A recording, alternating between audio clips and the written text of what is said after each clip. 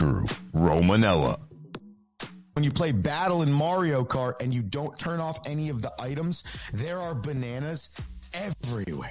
I mean, it's like you're losing your balloons because you're slipping on bananas left and right. Bananas everywhere. What's going on, everybody? Welcome into another edition of The Rome Show here on 12ouncesports.com. We broadcasting live on YouTube, X, Roku. Oh, the intro's playing again. And Amazon Fire TV. I'm Andrew Romanella. Your it is host. a Monday, March 31st, 2025. And we have a fantastic show planned for the people. We're going to hit the gamut or the gauntlet. It could be either of sports topics on this Monday. Before we do any of it, we remind you the social media has not changed. It is The Rome Show 1 on Instagram, Facebook, X, and TikTok. The mothership is 12OZ Sports. That's the number 12OZ Sports. Kai, the goalie's locked today. He's also locked because over the weekend, his Florida Gators earned themselves a spot in the NCAA Final Four. For the first time since 2007, we have all four number one seeds in the Final Four of the NCAA tournament. So we definitely have to talk about that. Major League Baseball finished its first weekend of series, and there are some early indicators of teams that may struggle, teams that are really good, and teams we know nothing about. The NBA, we are about 6 to 7 games away from the postseason. Teams have started securing spots. The Cavaliers have done something for the first time since LeBron James was in a Cavaliers uniform, so we'll talk about that as well. And finally, it's a Monday, so we do Andrew's top plays of the weekend. I have 3 of them for the people this weekend over the course of 2 sports, and I think you'll like it. Jump in on the action. You know the drill. YouTube and X, just like Kai, the goalie. But I want to start in the National Collegiate Athletic Association. There it is, the NCAA, because I got some comments from Gino Auriemma, the head women's basketball coach at the University of Connecticut, regarding NIL and the status of college sports as a professional league. Okay. I got some numbers for the people about how hard it is to play collegiate athletics. And that all stems from another small Division III school cutting ties with its athletics programs. This time, it's a school in Pennsylvania called Bryn Athens. Okay. Now, we have played Bryn Athens, not in baseball, but our school has played Bryn Athens in other sports. In my time at the Division III level, I've witnessed multitudes of teams that I have coached or schools I've coached for teams playing at Bryn Athens. And this conversation is not about this small school in Pennsylvania cutting all 11 of its athletics programs just because. This conversation is greater. This conversation is about the status of collegiate athletics and not the status of collegiate athletics at the Power 4 level, literally everywhere else. Because the NIL and the transfer portal, but more importantly, the NIL, have seriously caused a lot of institutions in America to second guess whether or not college athletics is worthy for them. We talked about this last week when St. Francis, PA makes it to the NCAA tournament, loses a buzzer beater to Alabama State, then the next day announces we're going from Division I to Division III. Why? The ever-changing landscape of the NIL. The small school is gone.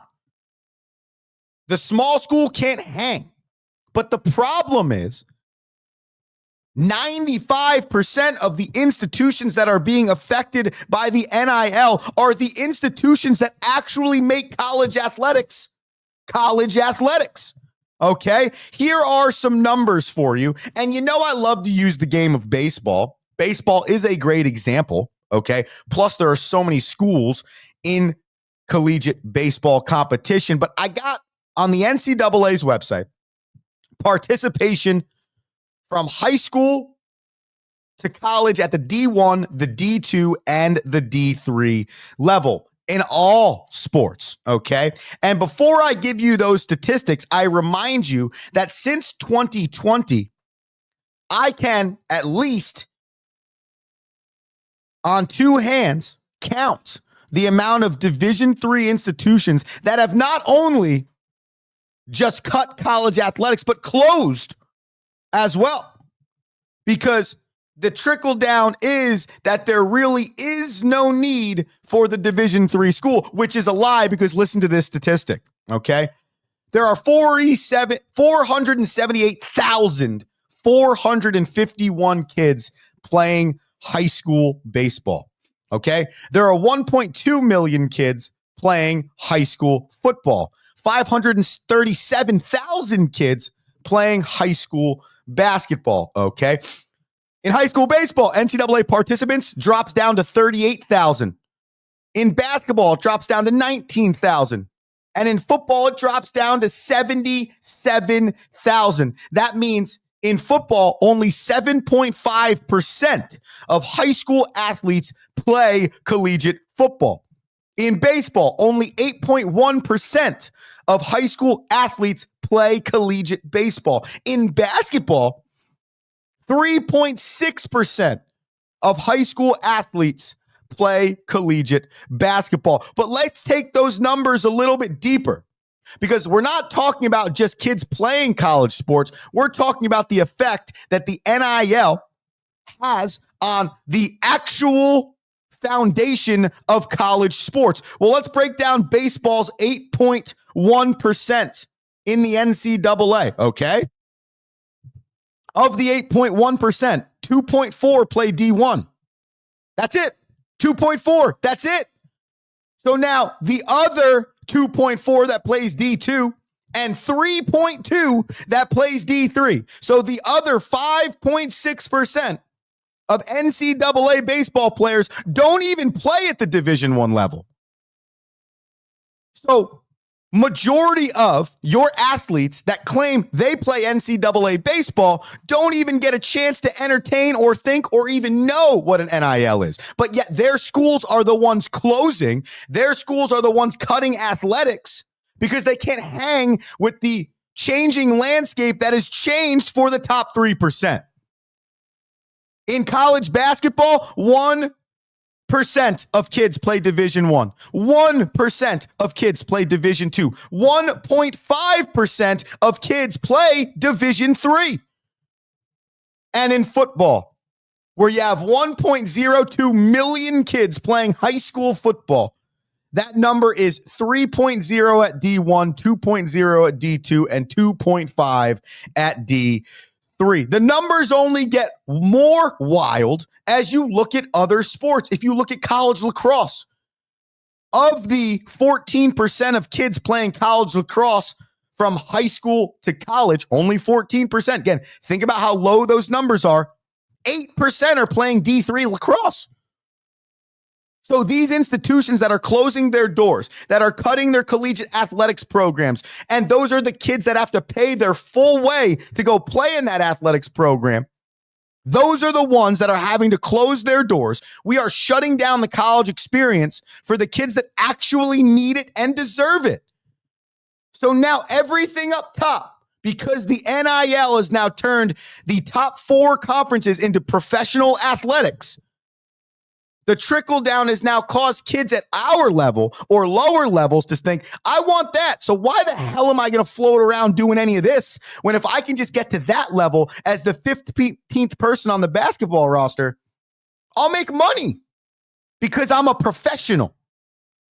And so enrollment drops at the D3, D2, and low Division I level. Your competition level drops. And you ruin the foundation of what actually is college sports. Here's Gino Auriemma on his thoughts on where college sports currently stand. You already got kids holding out, right? You already got guys playing and going, I ain't playing anymore until I get more money. So we've become professional sports. Let's say it and let's act it, right? And let's stop the charade. The portal, how about we teach kids how to make a commitment and stick to it? All right, I get it, you want to leave, fine. Leave, no penalties. How many times do you get a chance to leave, no penalties? Coach can leave anytime he wants. I can, I have a buyout. That's a great idea. Let's sign kids to a contract. Let's put a buyout in. Let's make it a business, because that's exactly what it is. That would fix it. And let's have a salary cap, which I think this 20%, whatever it is, I think that's what it is, right? So they're getting close, but they got to start calling it what it really is and not be ashamed of it. Right? Kids aren't ashamed of it. Hey, you student athlete, you an amateur? Yeah, I am. But you get paid a lot of money. I know. Let's not talk about it. I mean, seriously, he's spot on.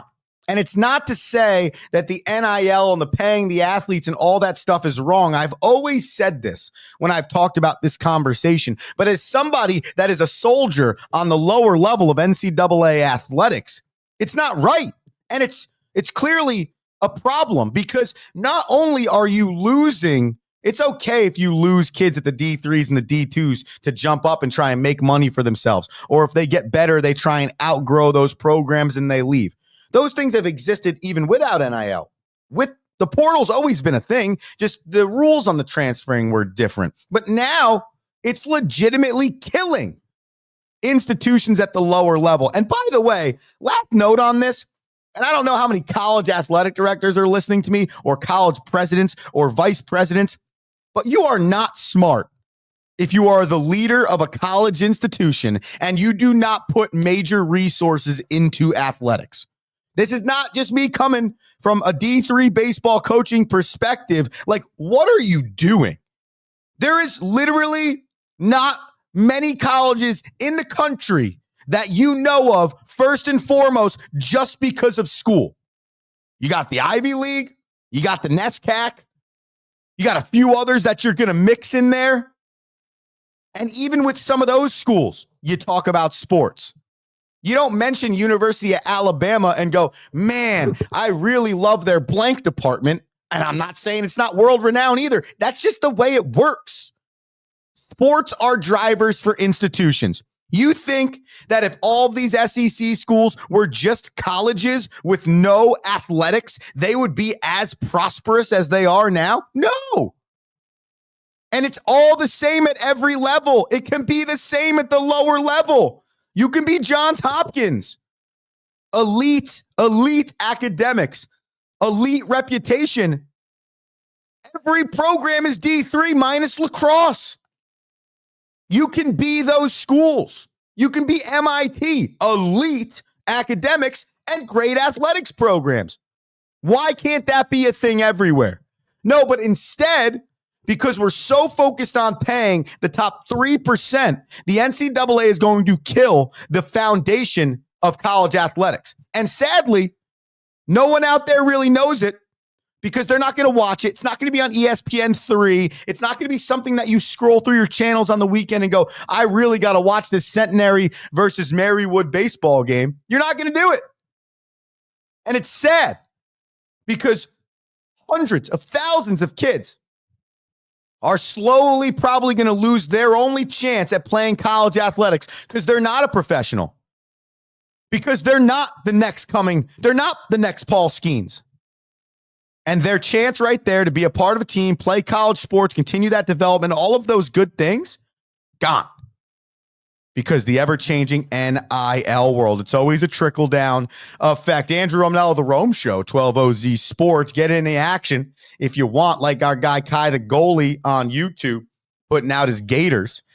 He's amped about the Final Four. I am also amped about March Madness. So let's talk before the commercial break about what's gone on in college basketball. We had the Elite Eights and the Sweet 16s over the weekend, okay? And we had, I guess, not what you would expect. And that sounds wild, right? Because all four number one seeds have made the Final Four in the tournament. Duke versus Houston and Auburn versus Florida. Why this is surprising is because this is the first time since 2007, I believe, or 2008. Kind of, in theory, it's the same thing because the season starts in 2007 and ends in 2008. Second time ever, first time since then, that all 4 number 1 seeds have made the Final Four. The tournament expansion, there's the word I was looking for, has existed since 1985. That's 39 NCAA tournaments in its history of a field of 64. Here is the breakdown of the amount of times a number 1 has made the Final Four. 0 number 1s have made the Final Four 3 times, okay? 1 number 1 has made the Final Four 16 times. 2 number 1s have made the Final Four 14 times. 3 number 1s have made the Final Four 5 times. And as we mentioned before, this is only the second time all 4 number 1 seeds have made the Final Four. To finish the statistics for you on how this tournament is shaping out, betting favorites throughout the entirety of the 68-team field have their best record in history of the tournament, 51-13 so far through 64 games. So think about it, okay? This tournament has shaped out exactly, to a degree, how it's supposed to shape out. For the second time in history, okay? I have a real feeling that in 2030, when we're doing the Rome show, probably on from 6 to 9 a.m. every day, hopefully on your local spot, ESPN radio, whatever the hell it is, WFAN, some station we don't even know exists, 12-ounce sports is the primary news capital of the world. Who the hell knows? But in 2030, I have a feeling that this is not going to be only the second time in 2025 that this happens, because the parity is changing, because, as we've mentioned before, the kid at the low-level Division I that wins Horizon League Player of the Year is going to hit the transfer portal and wants to play for an SEC, Big 10, ACC, Big 12 school. And therefore, the Cinderella run is going to be a whole lot harder because those small schools have to try so hard to keep their best players, which unfortunately is not happening anymore with the change in landscape. These games, they don't happen until this weekend, all right? We got Duke and Houston on April 5th at 8:49. Oh, Auburn and Florida is at 6:09, so they'll lead us off all on April 5th. For those who were wondering, April 5th is this Saturday. So we are getting closer to the end of college basketball season, and it has been a lot of fun. This has been a lot of fun today. Hope you're enjoying it on a Monday, March 31st, 2025, my godfather's birthday. Happy birthday to Joey Romanella. Appreciate you, bro. We'll be back after these commercial breaks to break down Major League Baseball's first weekend. God, I love it. And give you your weekend top plays. I'm Andrew. You're the listener. It's the Rome Show on 12OZ Sports. Back after this.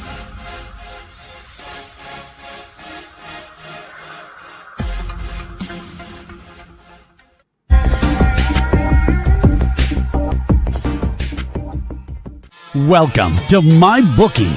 You're ready to create an account and start making money, and we're here to help. And remember, you can get a bonus of up to $1,000 on your first deposit. Now you're ready to bet. Just go to mybookie.ag, visit the sportsbook, click on your bet, and input the amount you want to risk or win in the bet slip. Yes, it's that easy. Just remember, at MyBookie, you play, you win, you get paid.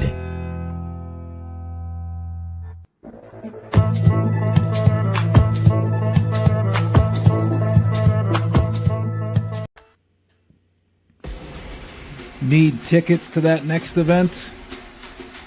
Well, at 12-ounce sports, we've got them with soccer anywhere in the world. Tickets to any venue, any sport.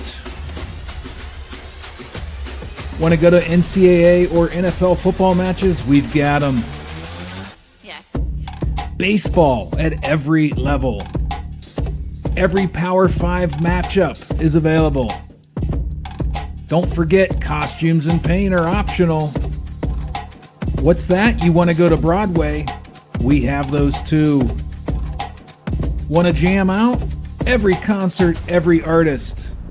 That's right, at 12 Ounce Sports, we've got the tickets for less. 12ozsports.com/tickets. That's 12ouncesports.com/tickets.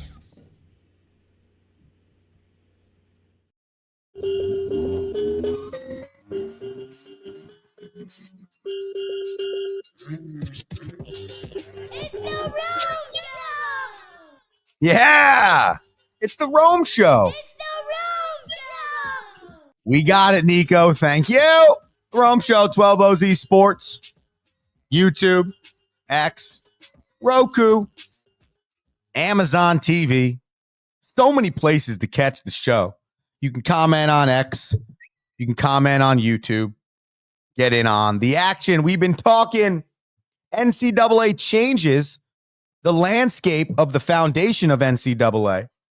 We talked March Madness and all 4 number ones getting into the Final Four. If you missed any of that, check out the podcast wherever you listen to podcasts. Just search the Rome Show podcast. Over the weekend, Major League Baseball got started, and all Series 1s are in the books. The New York Yankees, they won all 3 of their contests over the weekend. Aaron Judge was Aaron Judge, 3 homers, 9 RBIs. Second in the league after the first weekend in homers, behind Eugenio Suarez of the Arizona Diamondbacks, who collected 4 homers and 7 RBIs. The Dodgers are already doing Dodger things, sitting at 5-0. However, the Padres, they started the year on a 4-game winning streak. A lot of that coming from their pitching staff, who in 4 games so far this season has only given up 7 total runs, which is tops in Major League Baseball. Some other news and notes: Bo Bichette and Shohei Ohtani had great weekends, 6 hits apiece. And the strikeout leader in Major League Baseball right now, stop me if you're surprised, comes from the Los Angeles Dodgers. And it's Yoshinobu Yamamoto, who's got 14 Ks so far. Now, don't get me wrong, the Dodgers have played a few more games than everyone because of their trip across seas. But nonetheless, he is sitting up the top of the list. It's a way too early breakdown, but there are also some teams that should be a little The Tigers made the playoffs last year. They start 0-3. Twins have a lot of hopes. They start 0-3. The Braves, a lot of people's pick to win the NL East. They start 0-4. However, it's not all because there's been multiple teams in the history of Major League Baseball that have started very poor through their first 5 or 6 and went on to not only just make the playoffs, but win the World Series. The 1998 New York Yankees started 1-4, I believe, and they went on to win the World Series. I believe when the Braves won their World Series a few years ago, 2021 maybe, they started like 0-4, 0-5, 1-5 or something like that. They go on to win the World Series. So all is not lost. Okay, and I've said this a lot of times when talking about Major League Baseball. Every team, for the most part, the White Sox proved this different last year, but still, every team, 98% of the time, every year, is going to win 60 games and is going to lose 60 games, okay? Everybody, 60 and 60, no matter what. Then it's the other 42 games that truly matter, okay? So essentially, you have 60 losses that are going to happen on your record, okay? And you might be sitting there like, what the hell is this guy talking about? Well, let me go to the 2024 standings. Yankees lost 68. Orioles, 71. Red Sox, 81. How about the Dodgers? They lost 64 games last year. How good were the Dodgers? They lost 64 games, okay? The only team that did not win at least 60 games was the Chicago White Sox, who had a historically atrocious season, only winning 41 games. Every other team in Major League Baseball either won 60 games and or lost 60 games. It's going to happen. It's the other 42 that count. It's the other 42 that make your season. You have to have a 42-game stretch at some point in time during the Major League Baseball season where you're a top 5 team in the league. You have to have those stretches if you want to be great. So all is not lost when you sit there as an over after opening weekend. It doesn't mean all is great, though. Definitely doesn't mean all is great. Before we get to top plays, the Cleveland Cavaliers and the National Basketball Association, for the first time since LeBron James was a Cav, they topped the 60-win mark. They will be the number 1 seed in the Eastern Conference in the postseason that starts in about 2 weeks. Jalen Brunson's still out for the Knicks. However, he said yesterday he hopes to return for the playoffs. The Knicks are 7-5 since Jalen Brunson has been out. Not terrible. Obviously not great, but they've pretty much clinched the 3 seed in the Eastern Conference. I think this is a good thing for the Knicks, okay? No, you don't want your best player or 1B player, depending on what you think of Karl Anthony Towns, on the bench for any period of time, especially as you're leading into the postseason. But this is a team that has often been criticized for not being a deep enough team. And now you got a 9 or a 10-man rotation playing right now without Jalen Brunson for 12 games. If he doesn't come back in the regular season, he'll probably have missed 18 to 19 games to finish the season. And you had to go 9 or 10 deep with guys that did not play a lot of minutes this year. That's really good when it comes to the postseason, at least in my opinion. It all depends on what Tom Thibodeau does with his rotation. So I'm sure the Knick fan can't wait to get Jalen Brunson back, but part of me thinks maybe this was pretty good late down the stretch to start expanding that bench. Let's expand this show to one more segment, and we will call that segment from the week. Easy name. Yeah, we didn't have to think too hard on that one. All right, ladies and gentlemen, your weekend top plays. I have 3 of them for you, though there are 4 videos because the Miami Marlins had quite a weekend, but we don't start there. We start in Tampa Bay, where the Tampa Bay Rays are playing at George M. Steinbrenner Stadium because their home field is a mess. Check out Jose Caballero at third base with our 3. Ripped to the third baseman. Don't worry, you'll get a closer look at it. Watch the glove work, the body positioning, manipulates himself. And I don't think people understand how hard this play is right here for a third baseman to make. That ball is absolutely scorched at over 100 miles per hour, and then he makes a throw at about 120 free. You can't even see the base runner. That's how good that play was. Your number 3 play from the weekend. Number 2. It's a double whammy because the Marlins 3 times against the Pirates in their 4-game series walked it off. Here is the first one. Ball driven to the wall. Myers, he gets a single because obviously he doesn't get the second base, and the Marlins get their second win of the season, but they're not done there. No, watch this. Yes, it's a pass ball walk-off. Oh, and the Marlins in 4 games finished 3-1 on the weekend, and they walk it off 3 times. We showed you on Friday the opening day walk-off, and there it is again. The Marlins, they improved to 3-1 on the season. All 3 wins of the walk-off variety. Now, the number 1 play from the weekend is one of the most impressive things I've ever seen. His team did not win, and their season has ended. But I'll tell you what, Grant Nelson's block on Cooper Flagg going for a dunk is one of the most impressive things you've seen, and it's our number play from the weekend. Here it is. Oh, I will rewind it for you. Cooper Flagg to the rack, blocked.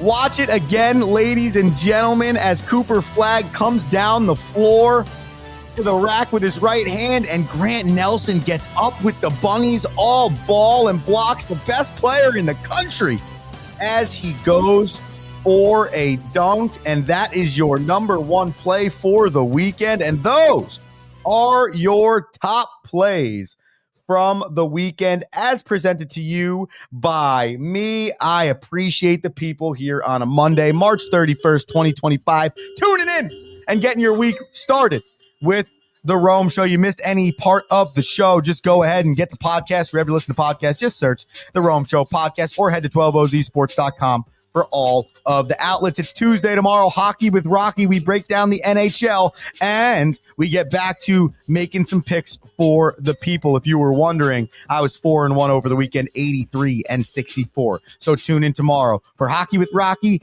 the Bananas, and the Rome Show. Have an electric Monday. Until then, this is me saying, peace. Thank you for listening.